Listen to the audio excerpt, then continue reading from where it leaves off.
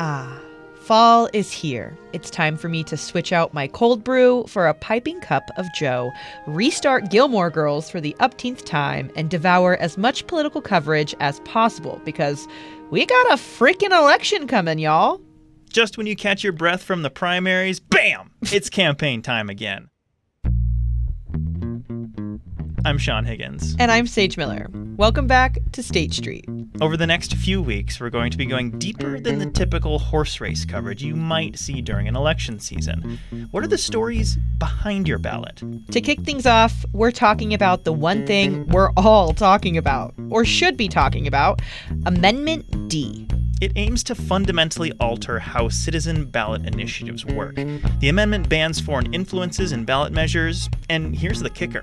The amendment would also grant the legislature free rein to alter or repeal any ballot initiative passed by voters.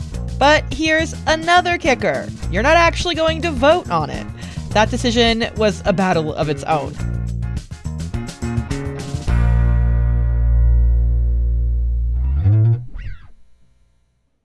Last week, the Utah Supreme Court unanimously ruled Amendment D void. That means it'll remain on the ballot, but no votes cast will be counted. The High Court upheld a district court ruling which said the ballot language, so the description of the amendment in front of voters, was inaccurate.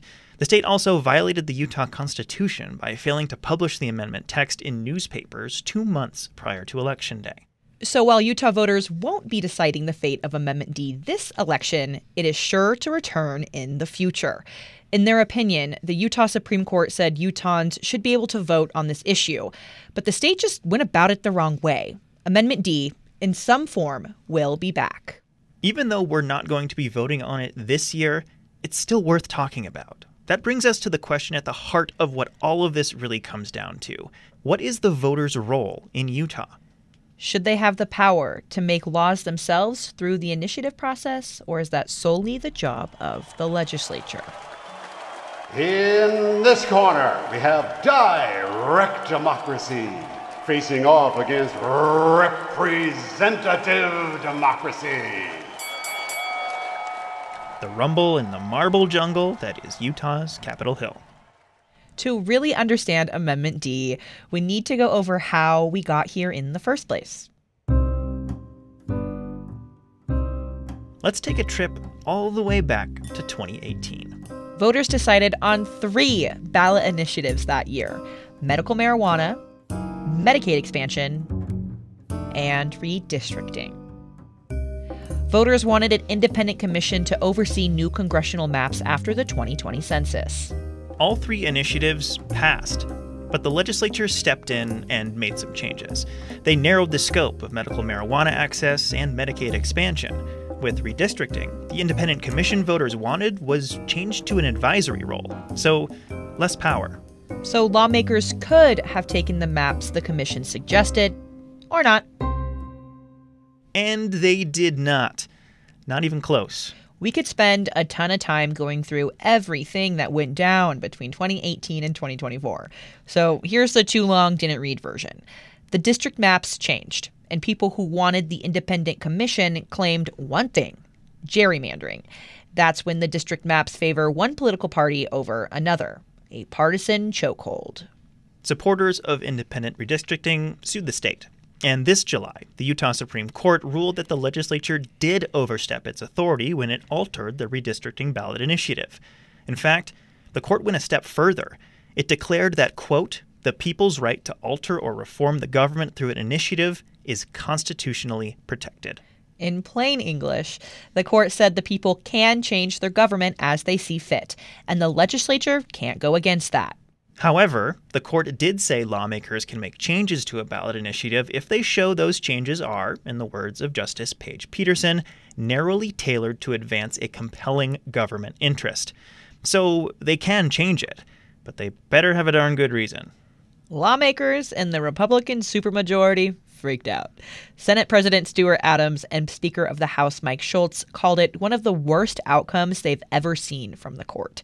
They called themselves into a special session and passed what is now Amendment D. Drama. Here's something we want to underscore. All this talk of maps and gerrymandering, that is not what Amendment D is, or was, about. It's just what got us to this moment. No votes on Amendment D will count. But like we said before, it's still really important to break this down, because that amendment lawmakers wanted gets to this fundamental question: how much direct lawmaking power should the voter have? Okay, deep breath. That's a lot to take in. Breathe in, breathe out.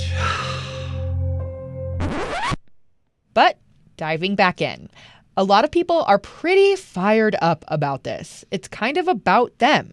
It seriously impacts how much weight voters have in their ability to alter and reform the government through ballot initiatives. We talked to a panel of Utah voters to hear what they think, and Amendment D was the most hotly debated topic. For some of them, it was their number one issue this election. Here's Nikki Brammer. She happens to be married to Republican State Representative Brady Brammer, and she is super passionate in favor of Amendment D. Fully support Amendment D. I think it's the most important thing we could vote for.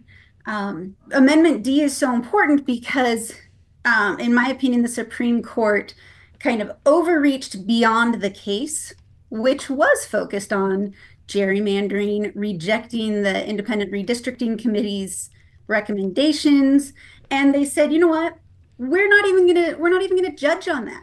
We're gonna send this back down to the lower court. But we are going to judicially overreach and say, but we see this as the legislature overstepping and trying to undo the people's voice. And we're going to say from now on, anything that comes through ballot initiatives is a super law, that they no longer have lawmaking checks and balance authority like they've always had. But not everyone on the panel agreed with her interpretation. Here's Kimberly Wagner, a member of the United Utah Party. She describes her political views as moderate. So my understanding is that the legislature is trying to preserve its ability to overturn or repeal ballot initiatives with no constraints.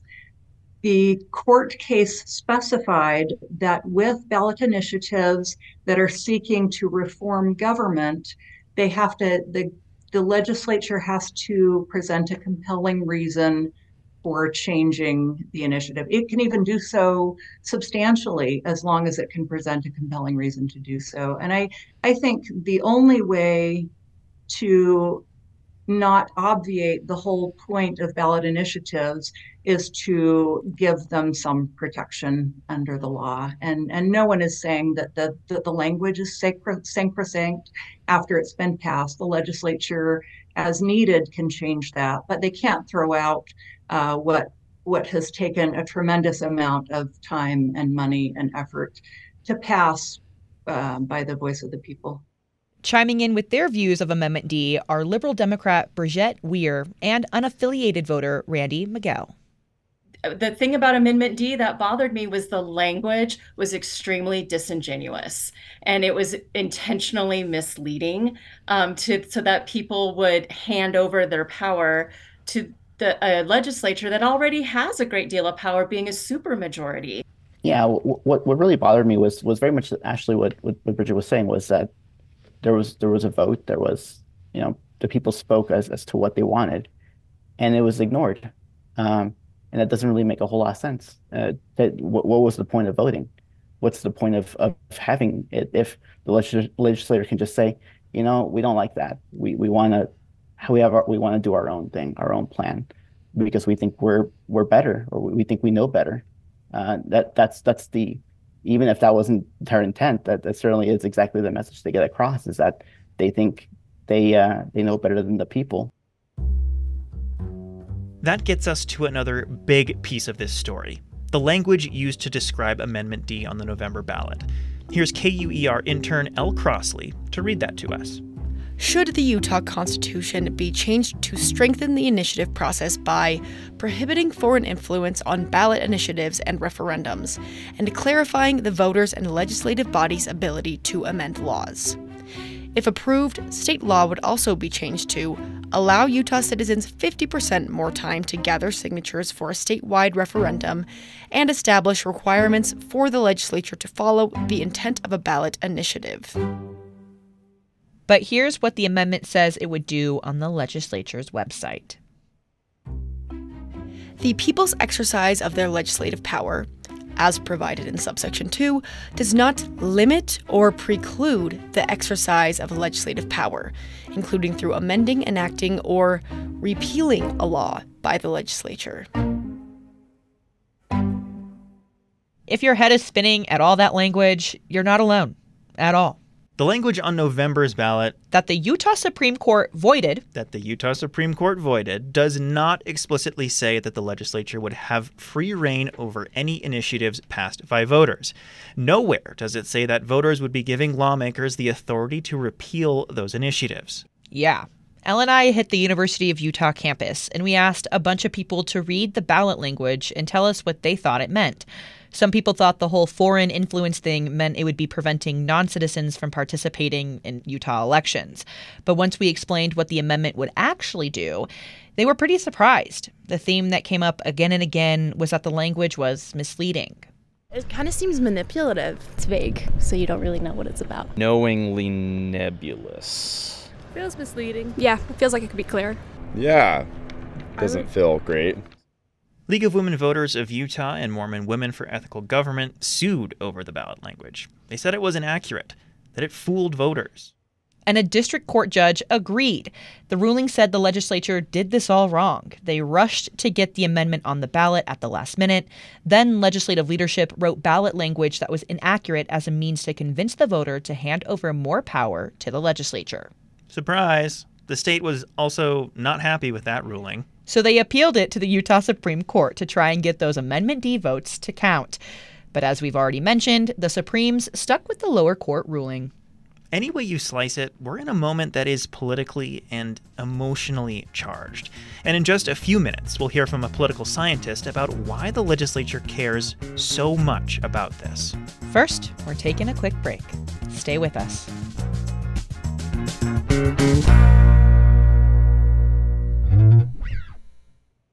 Support for State Street comes from the Hinckley Report on PBS Utah. I'm Jason Perry, director of the Hinckley Institute of Politics. The Hinckley Report is Utah's weekly political roundup, bringing together Utah's top journalists, political thinkers, and lawmakers to help you understand how politics impacts your life. Listen to the Hinckley Report wherever you get your podcasts. Every weekday, KUER brings you fresh coverage of local stories breaking and developing across Utah. Utah News Now is a podcast that publishes twice a day, Monday through Friday. It has all the latest headlines and stories from KUER's newsroom. Find the latest episode of Utah News Now at KUER.org or wherever you download and listen to podcasts.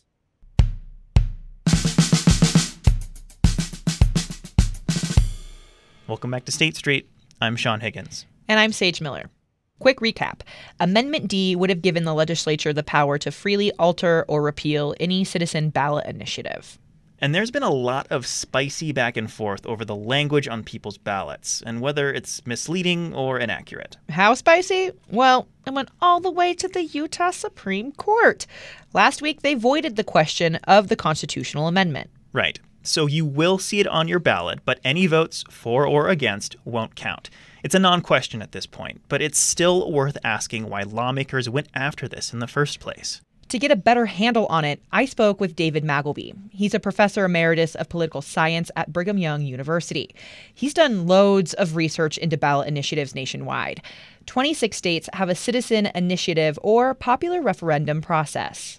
And a disclaimer, we recorded this interview before the Supreme Court disqualified the amendment. The points still stand, though. Is there anything unique about Utah's initiative and or referendum process compared to other states? Not so much unique, because Wyoming is even more strenuous in terms of its requirements to citizens to place measures on their ballot. But second only, I think, to Wyoming, Utah has the most demanding set of rules for petition initiators to be able to get a measure on the ballot. We have a high signature threshold. We have a fairly high geographic distribution requirement, and a very generous provision for voters to be able to rescind their signatures. So it is difficult in Utah to ever get onto the ballot. Historically, how have ballot initiatives and referendums been used in Utah? Largely to correct for what citizens or voters sensed was an inactive or recalcitrant state government, state legislature. The most recent series of initiatives were good examples of that. There was 3 ballot initiatives in 2018. There was redistricting, medical marijuana, and expansion of Medicaid. And all 3 of those passed. But Utah lawmakers were not particularly pleased with those initiatives. How come? Well, they signaled how they felt about all 3 of those issues in their prior actions as a state legislature. So it was as if the voters were saying, you got this wrong, and we're going to point that out and vote it in a different direction. And so it was a repudiation and widely interpreted as such by political commentators. And so this year, the Utah Supreme Court ruled the Utah legislature overstepped when they significantly changed the voter-approved initiative around redistricting, one of the initiatives that did get over 50% from the voters in 2018. What did that decision tell you about the power of initiatives? Well, it told me that citizens, with respect to the particulars in the state Supreme Court opinion, when they're dealing with the structure of government, the role of the people in their government, and they quoted the state constitution in their decision, have a right to use the initiative in exactly the way that they had used it with respect to redistricting. And that the legislature had overstepped and therefore behaved unconstitutionally in disregarding it, completely disregarding it. The legislature obviously disagreed with the Supreme Court's decision, so they called in a special session to place Amendment D on the November ballot. What would you say Amendment D does? Well, Amendment D would allow the legislature to treat any initiative as merely advisory. That is to say, voters can vote on these things, but the legislature can disregard them in their entirety. And that is a fundamental change from the way the initiative had been structured before.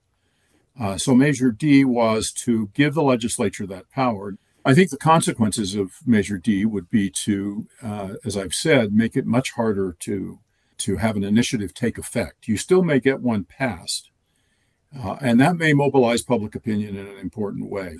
But I think Measure D really has a stifling effect upon people using direct legislation in Utah. Now, the legislature, I think in a very smart political way, dressed up their constitutional amendment and included language in a title that suggested it was to strengthen the initiative. And they did that by banning foreign money and by extending somewhat the period when people can circulate petitions. Well, there's never been an issue in Utah with respect to foreign money in ballot initiatives. And if there is, it could become a key issue to voters in the campaign about that initiative. Let's talk about the ballot language real quick. From your perspective, what is the strategy behind the way it's worded? Well, it's incomplete in its language by design. So you have to put yourself in the position of the busy voter who's got lots going on, wants to be a good citizen, turns out to vote or gets their mail ballot, and is going through it, and they got these 4 measures, and they don't know much about them, and so they read the title, the short title, and then they may read the description. They're not typically going to dig into the kind of analysis you will put up on KUER and others will of the pro-con arguments and so forth and so on. They're busy people. So they rely a lot on that initial set of words to say what it's about, and then they make a snap judgment, vote yes or no.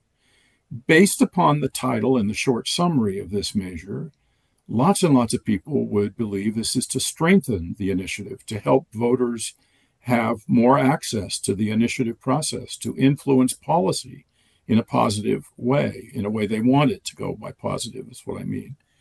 But in fact, it's the reverse. And so this would reduce their power. What are the benefits of this amendment, if any? it depends on your point of view. It is to make clear that the legislature is supreme, and therefore to signal to those who might want to think about trying to address a fundamental constitutional freedom, to think twice about whether it's worth the time and effort. It's not an easy process. It's an expensive process to get all those signatures.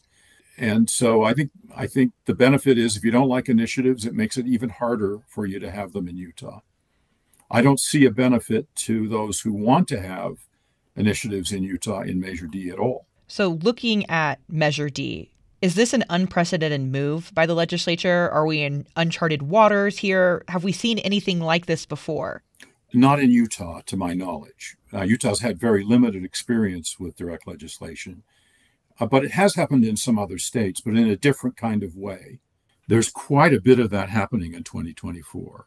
It's a remarkable year in terms of efforts at the state level to reduce or restrict the use of the process and ways to challenge it. Now, I don't know about many measures that are the exact equivalent of Measure D in Utah. I think that's kind of particular to Utah because of our very limited application of the initiative.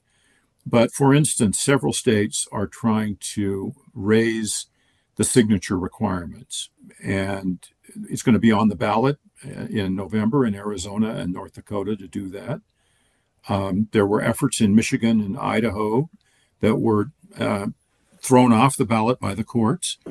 And I think that's important to mention, Sage, because I've gotten the sense from some of our state legislators that they feel that the Utah courts are misbehaving. And the answer is, what Utah courts are doing is happening in virtually every initiative state.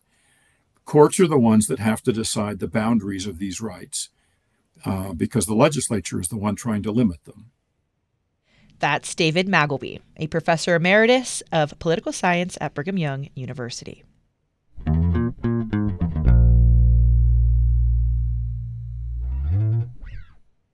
The courts have ruled that Amendment D is void. That means even if you check the box one way or another, that vote won't count. All votes are out the window on Amendment D.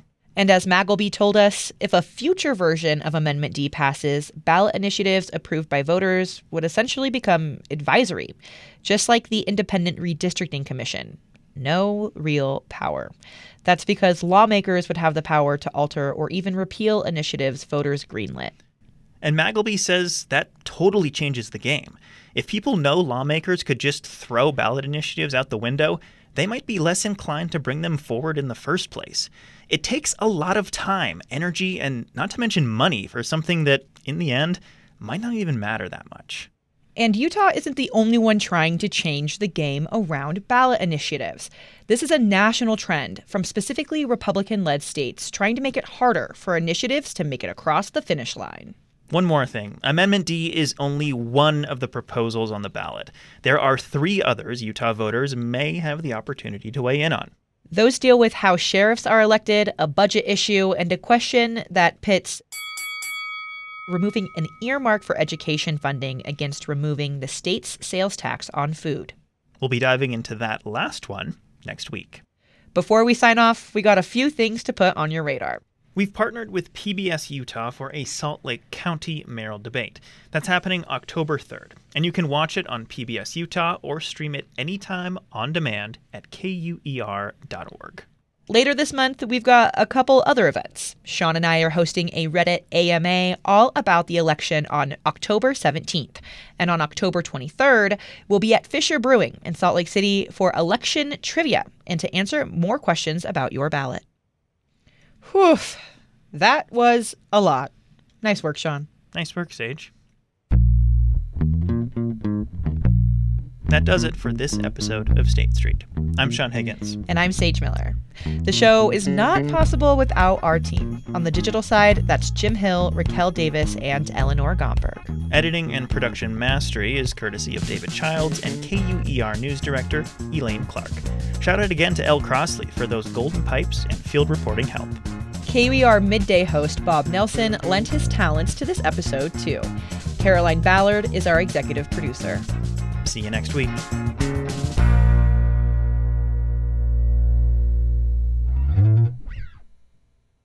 The language on November's ballot that the Utah Supreme Court voided. That the Coit. I did it again. The Supreme Court. They're just so cute up there. Very demure, very mindful. From KUER.